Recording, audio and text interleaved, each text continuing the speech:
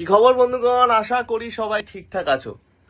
একটা নতুন ছোট্ট আপডেট দিতে তোমাদের এলাম, না কোনো পড়াশোনা সংক্রান্ত নয়, একটা ছোট্ট একটা ইনফরমেটিভ আপডেট।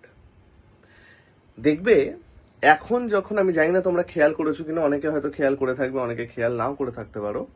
তোমরা এখন হোয়াটসঅ্যাপ আসার পরে তো যে আমাদের SMS যে আইকনটা থাকে, সেটা তো একদম সব নমস্কার করে আর তোলো না, ওটা খালি ওটিপি আসার জন্য তোমরা ইউজ করো। কিন্তু এই SMS আইকনে সেরা একটা ফিচার এসেছে। তোমরা দেখবে আগে ধরো কোনো অ্যাডভার্টাইজের SMS, কোনো ব্যাংকের SMS বা অন্য কোনো SMS যখন আসতো, তখন খালি কোথার থেকে আসছে সেটা লেখা থাকতো, তাই না? এখন তোমরা দেখবে যে প্রত্যেকটা SMS এর পাশে তিনটে শব্দ লেখা থাকে, হয় পি, নয় এস, নয় জি। এই তিনটে জিনিস দেখবে প্রত্যেকটা জায়গায় লেখা থাকবে, তোমরা স্ক্রিনশটও দেখতে পাচ্ছ। এটা কি বলতো? যেখানে পি লেখা থাকবে, পি মানে হচ্ছে প্রমোশনাল, মানে ওটা কোনো অ্যাডভার্টাইজিং কিছু একটা, কোনো প্রমোশনাল কিছু একটা, ওটাকে তোমরা না দেখেই ডিলিট করে দিতে পারো।